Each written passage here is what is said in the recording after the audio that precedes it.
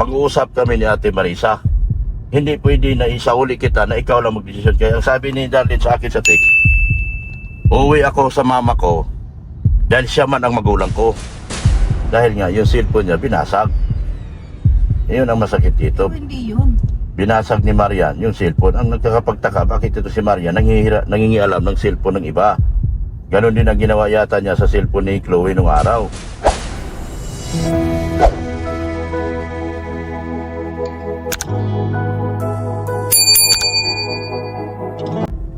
Ayan po mga kalingap, good morning po sa ating lahat. Morning po sa ating mga viewers, subscribers, at mga sponsors. Morning po sa mga puting OFW, sa mga PWD, sa ating mga mahal na lolo at lola. Magandang umaga po sa ating lahat. Ang vlog po natin ito ngayon, ang pag-uusapan po namin, itong paghahanap namin kay Darlene ngayon. Kasi last week po hinatid natin siya doon sa tiyahin niya. At medyo sabi ko nga, saan nyo dadalhin yan na nag-aaral pa man yan. Eh ang sabi, piyesta daw. Ngayon nalaman ko ang piyesta sa 24-25 pa. Sabi ko, bakit masyadong maaga kinuha yan? Last week pa, noong Friday, na ang piyesta ay napakatagal pa.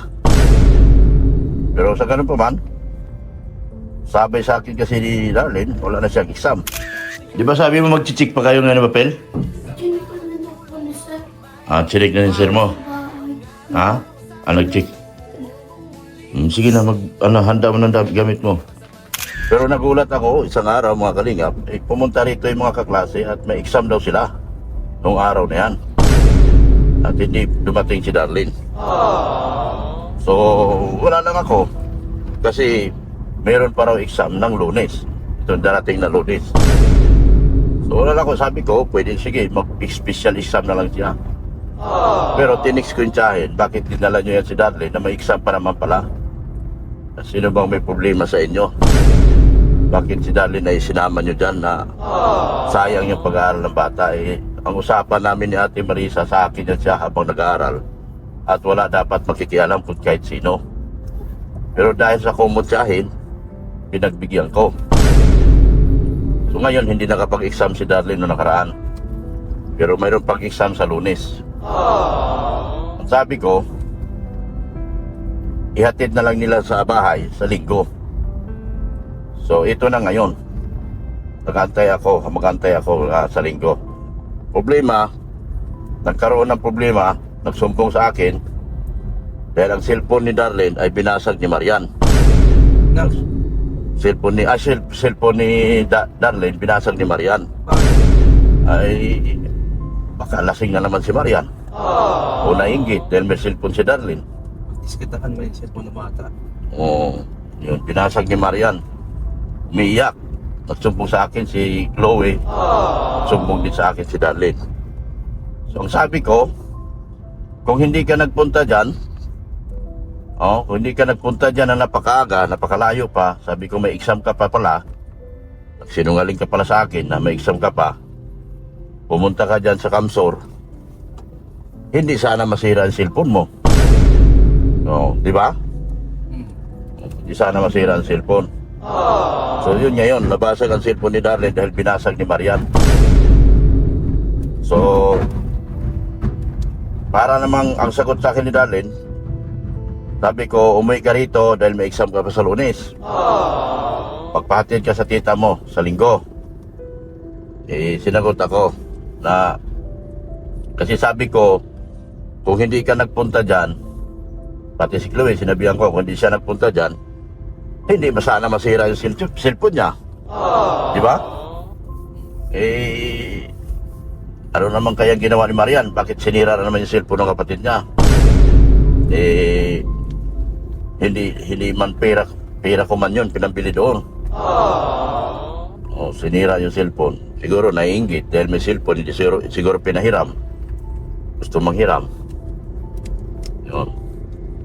So ang sabi ni Darlene, medyo siyempre, napagsabihan ko na kung hindi ka nagpunta dyan, hindi sana mabasag yung cellphone nyo.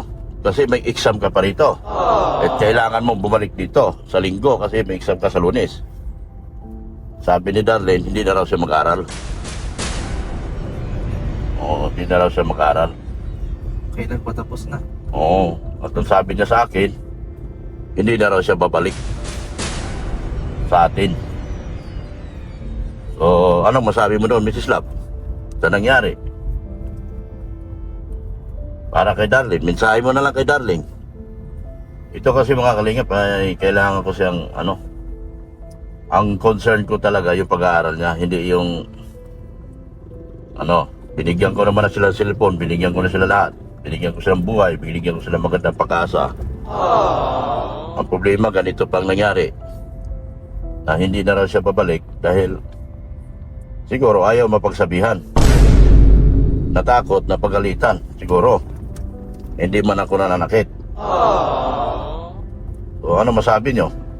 Tigil na raw siya sa pag-aaral. Sabi ko, sayang. Sayang, pero mahirap din kung tayo lang magpursige. Para sa akin kasi, tayo nagpursige talaga na makatapos siya mag-aral. Nandyan tayo. Wala tayong ibang pangarap sa kanya na magpursige mag-aral. Tulad niyan ngayon, nakakapanginayang. Dahil alam na ni Darlene magbakasyon na. Akala ko nga, tatapusin niya yung exam. Kasi pinayagan na nga siya, di ba? Sabi niya, mapunta siya ng council pagkatapos ng exam. Nagulat na nga lang ako nung Friday, biglang nagpaalam, wala nang exam. Pero pagdating niya nung unang exam niya, sabi niya kay Doc, nung dumating, mag-check daw ng test paper. Oh? Mag-check na po bukas. Mag-check po kami bukas kasi nag-exam ako ngayon. Oo. Tapos sabi ng teacher ko po, mag-check daw po kami. Tapos pwede na daw kami magpasok. Uy, Ngayon, kinabukasan, hindi na naman daw mag-check. Yun ang kwento niya kay Doc kasi mag-ano na lang, si teacher na. Tapos na daw ang exam. Kaya ako naman, sa totoo lang, dumaan din tayo sa pag-aaral eh. Ang subject, 8 subjects yan, hindi yan makukuha sa isang araw exam. Dalawa talaga yan. hindi man isang araw pasok niya. Half day lang. Lalo na, ang pasok talaga ni Darlene, alauna hanggang alas 3 o 2 hours lang yun. Kaya hindi talaga ako naniwala na tapos na ang exam. Ang bilis naman. Di ba nag-exam po kami ngayon? Oo nga. Ngayon pala nag-exam. Opo. Tapos lahat. Opo. Tapos hindi na papasok. Sabi niya kung, opo, kasi ma-check na lang po kami bukas. Hindi ka na papasok bukas. Ay, di po ma-exam, maano pa po kami ma-checking. Mag-checking. No. Yun na yung huli. Na 8 subjects matapos sa 2 oras. So, hindi talaga ako maniwala. So, wala akong magagawa. Kasi sabi niya, tapos na nga daw. Tapos kumarat ng magpahatid.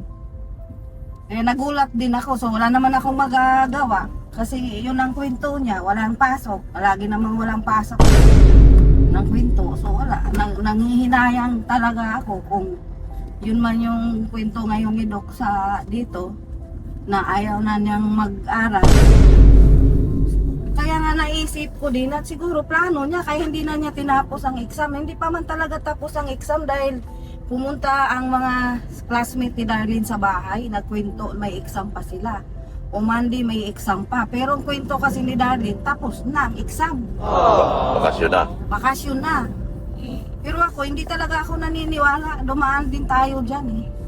Hindi naman talaga makukuha yan sa isang araw yung 8 subject. At siya 2 oras lang ang pasok. At natapos na agad yun. So kumarat ng uwi, walang magagawa si Doc. Hinatid. Kasi nga, Hindi ko sana iuwi yun. paiyak-iyak kasi. Ang problema, nag-text yung tsahin na gusto daw sumama ni Darlene. Ang sabi ko, nag-aaral yung bata. May exam yan. Gusto raw sumama. Umiiyak-iyak na. Ayaw ko naman na bilang ako, naawa din naman ako sa taong umiyak. Kung ano ba ito, baka totoo nga yung sinasabi niya na tapos na yung exam. Pero nagdududa talaga ako. May kasinungalingan na sinabi dahil lahat naman tayo nag-aaral. Na sabi niya sa loob ng 2 oras lang natapos yung exam. Ano yun? Ano lang, Iwas-iwasin. iwas-iwasi lang ng teacher para matapos or hindi naman. Pero sabi niya mag-check lang daw. Tapos na raw, bakasyon na raw sila. So gusto na lang niyang magbakasyon. So kaya yung tiyahin ang nag-text sa akin, sabi ko tiyahin man to o hindi.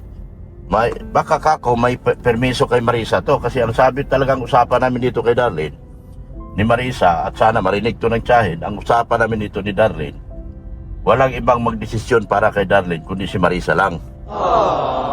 Kung mo nagrespeto ako bilang tiyahin siya, binigay ko, inatid ko. Hindi, kung napansin nyo, nung hinatid ko siya, hindi na nga ako bumaba.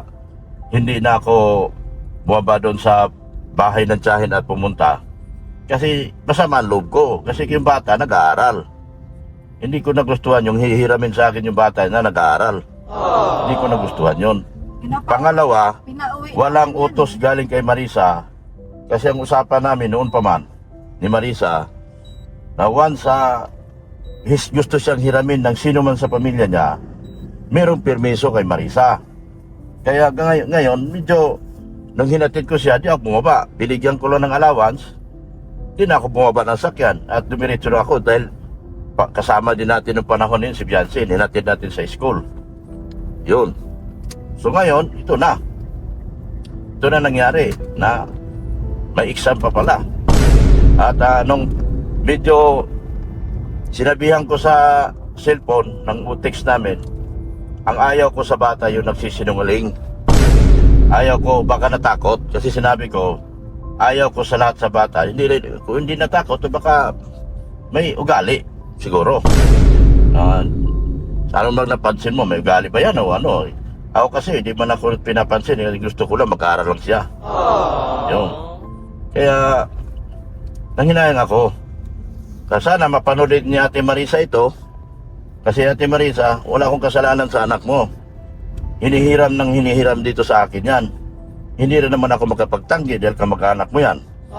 Kaya, gusto ko, sabi ko, kapag inuwi kita, mag-uusap kami ni Ate Marisa.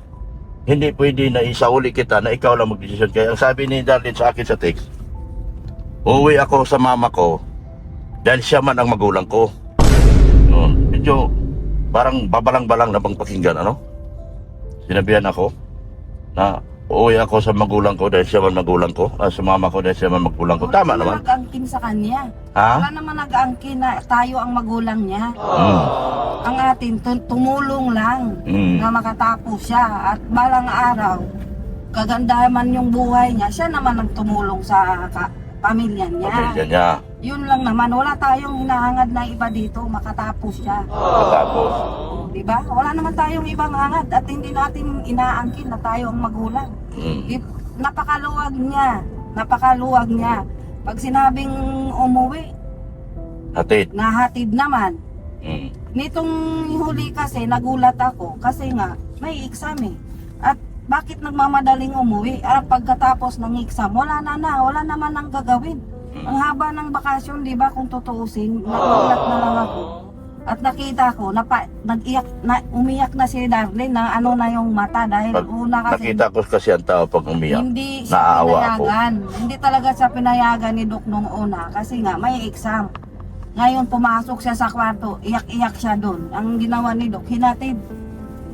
Hinatid namin. Hinatid namin kasi Kasi nag-text. nakita ko, sabi ko pa nga, bakit hindi ka pa kumain bago umalis? Kasi may tinula pa tayong manok. Hindi na, doon na daw siya kumain sa tita niya. Wala tayong magagawa. Alam na mapilitin natin yan. Pero wala tayong ibang hinangad dyan. Kung hindi gumanda yung buhay niya, tayo lang kasi yung, mahirap man yung tayo lang nangarap gumanda ang buhay niya. Dapat siya din. Mangarap siya at gawan niya ng talaga paraan. Yung kumilos bagas siya, magpursigi siya sa pag-aral. Yun Siguro, lang naman. ako naman, naging pasensyoso pa rin ako. Kasi siguro, dahil kaya ganun siya managot-sagot sa text sa akin.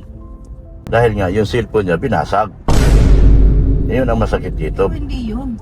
Binasag ni Marian yung cellphone. Ang nagkakapagtaka, bakit ito si Marian nangingialam ng cellphone ng iba? Ganon din ang ginawa yata niya sa cellphone ni Chloe nung araw. Hindi ko lang matandaan, hindi ko maalala. Parang Ayun, natatanda. pero para sa akin, nabasag na yan. Wala na, pero hindi gano'n naman nagot, pabalang-balang. Kung batang magalang. Kasi hindi naman natin siya itinuring ibang tao Tao, sa bahay. pamilya ang turing natin sa kanya. Kung tututusin niya, wala siyang ginagawa sa bahay. Ni paglilinis, wala. Eh wala naman talaga, hindi naman talaga kahit sa harap ni Darwin. Dito. Wala tayong ginawa sa kanya na ano, Hugas plato, wala. wala. maglilinis, pag hindi, kumain wala. siya, tinatambak lang niya doon sa lababo kahit alam niyang tapos na ako naglinis ng lababo, may naririnig pa. Kahit nga pagpunas-punas ng alikabok, wala siyang ginawa, magwalis-walis man lang sa bahay, hindi niya ginawa yan dahil gusto ko mag-ayos siya sa pag-aaral niya. Ang daming nagsasabi, turuan ko daw na sa trabahong bahay, pero wala, hindi niya ginawa yan, kahit man lang magdilig ng halaman eh. Minsan yung pag inutusan ko yan, yung naka-video-video, yun lang yung nagawa niya. Pero sabi ko nga dati sa kanya na pag walang pasok, magwalis-walis siya sa bahay, siya ang pero hindi man niya ginawa yun, kahit nga yung sa pagdilig-dilig lang ng bulaklak.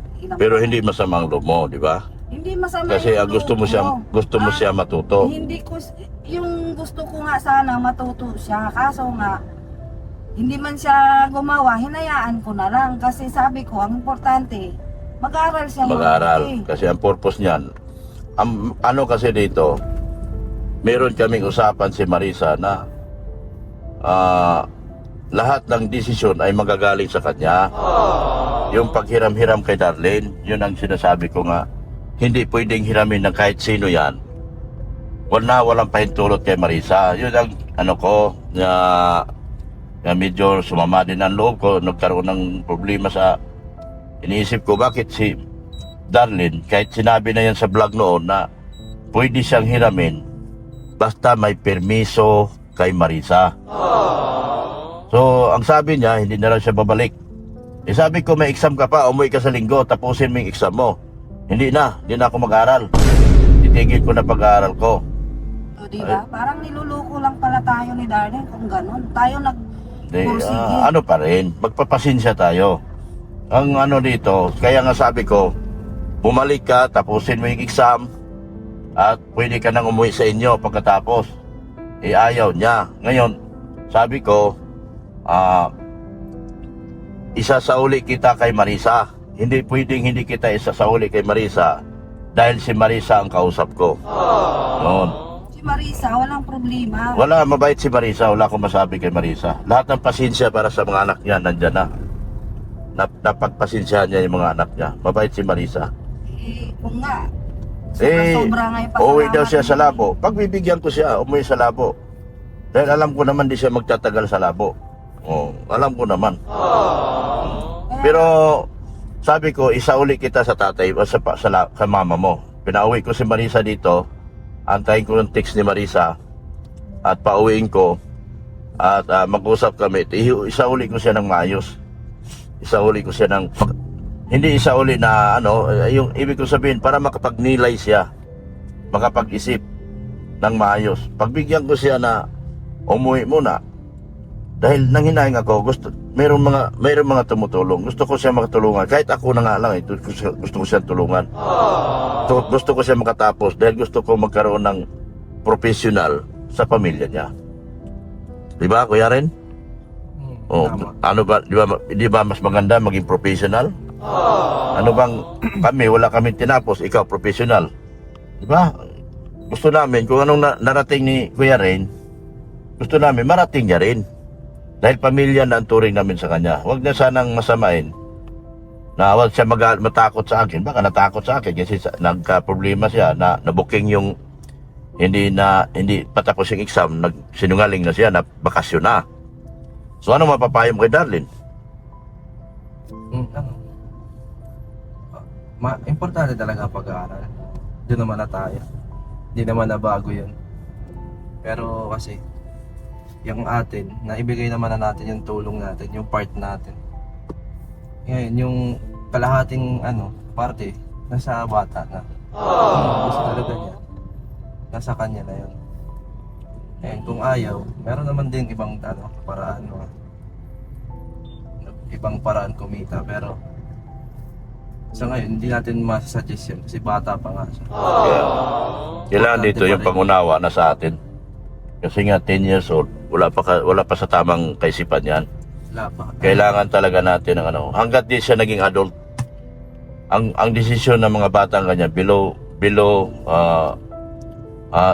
16 pababa, kailangan ng guidance. 18 pala, sorry. 18 pababa, kailangan ng guidance yan, tulad natin, guardians. So ako naman, ibibigay ko yung gusto niya, tapusin niya muna yung pag-exam.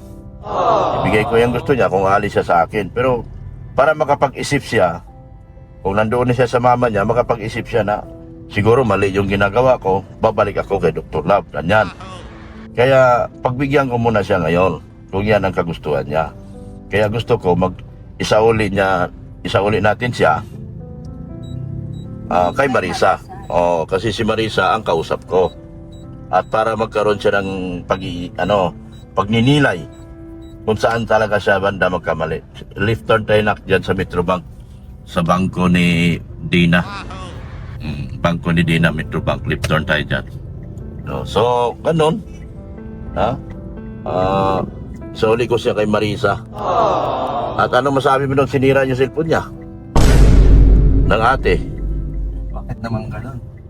Ano ba yung pangalawang beses na nangyari? Pangalawang beses na yan. Yung isang kapatid din niya dati, ganun din ginawa niya. Hindi kaya may ano na yan si Mariel? May Dito tayo. Dito. problema na rin siguro Hindi ko alam. sa pagkatao. Doon tayo sa kabala. Kaya ba dito iparada? Sandali, hanap akong parking ha. Doon sa anak siguro. Abutin ba? May mga sasakyan din doon. Ha? Meron din. Di, tabi ka na lang. Nakatupi man, tabihan mo na to. Kutsi. Igilid mo lang todo. Sige, atras mo konti. Para, atras kasi para makita mo.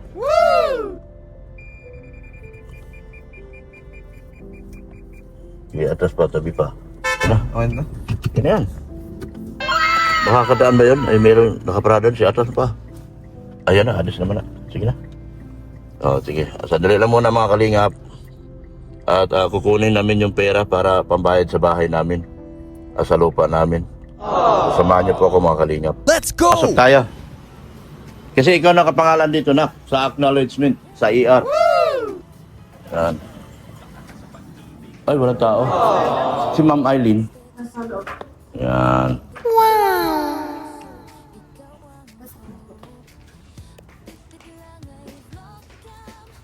Hello, ma'am.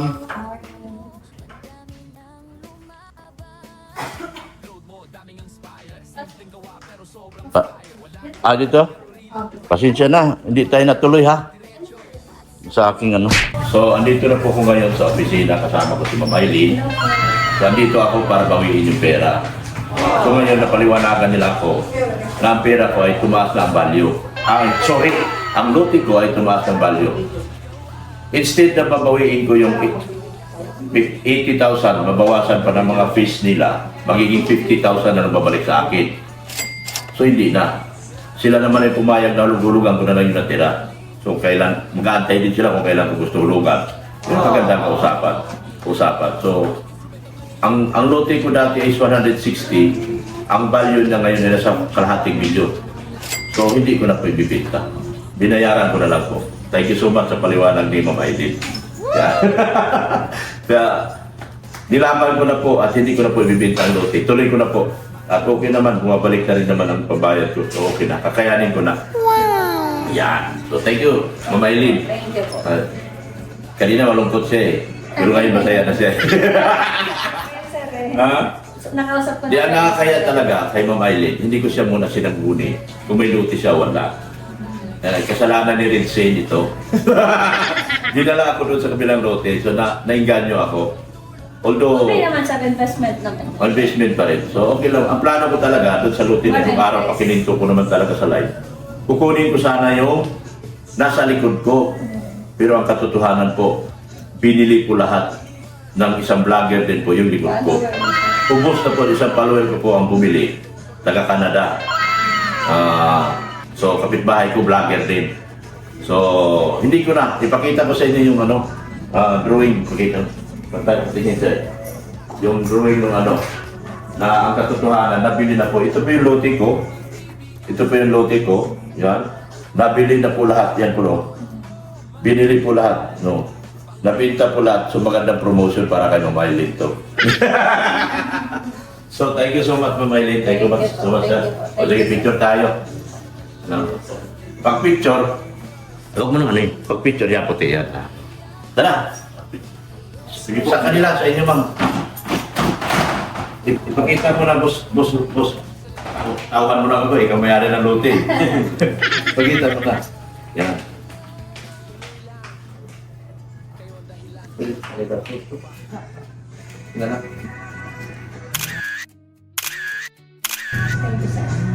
Congrats mo siya, ma'am. Siya may-ari, ma'am, eh. Yan, congrats. Ako din pala. Ako bilang sa layo sunod pa siya po. Thank you so much, Ma'am Maylin. So, nagkaliwanagan na tayo. Hindi ko na po bibitawan yung lote kasi 50,000 lang ang babawiin ko. Tapos ang total value na ng lote ko ngayon is 500,000. Para ako nagtapon ng pera. 500,000 ipinipalit ko sa 30,000. Itinuloy ko na lang. Sayang naman po. So, thank you so much po. At sana, wala naman. Bisitahin nyo ang kanyang mga sorry ka, Ma'am Maylin. Hindi ko siya hindi ko siya naisip. Pero nagustuhan ko lang kasi talaga doon. Thank you so much po. Marami pa siyang lote. Yun ang shoutout Yan. Shout out. Ano to? 2A's po. 2A's. Ano ba dati? 2A's ba kayo dati? 2A's po. Dalawang alas. 2A's Realty Services. Yan. Thank you so much sa 2A's. May routine ako, mayaman na ako ngayon. Joke lang. Baka sabihin na totoo. Thank you po. Yan, alis na po kami. Salamat. Babae ba to? Babae yan, sir. Kala ko eh. Babae. Baka magkamalikot. Thank you so much, ma'am. Salamat, ma'am. Salamat, sir. Thank you. Yan, thank you. Salamat po. Okay na po. Yan, salamat po ng marami sa 2A's Realty Corporation. 2A's Realty Corporation. Sa likod po siya ng Metrobank. Malapit lang. Yan. Ayan, golden. Ay, halap ng Golden Palace. Ito ang pinakaskilala dito. At saka katabi ng Chongwa. Kung pupunta kayo rito sa 2A's, hanapin nyo na lang Chongwa, Golden Palace. Diyan, i-waste nyo siya. At dito kayo makakarating sa 2A's Realty. Madali po siyang kausap. Isipin mo, babawiin ko na. Nabawi niya pa ako uli. Biruin mo, binawi ko na. Papabawi pa niya ako ulit dahil 500,000 na yung total value ng lote ko. Sayang naman, papawiin. Hello! Diyan ako bumibili ng mga wiring. Diyan, sa amin ko. Yan, sir, oh. Diyan ako bumibili. Ayan, shoutout po. Diyan ako sa kanila kayo bumibili kay sir. Yan. Lahat ng wiring ng bahay ni Ritsin dito at saka bahay ko. Yung sa bahay sa Taisan? Opo. Dito lahat. Mura na daw po dyan. Hindi, Thank you, sir. stranded lahat ng wire, wire. Thank you po. Yan. Sige po. Thank you so much sa inyo. Thank you po. Bye-bye na po. Bye-bye.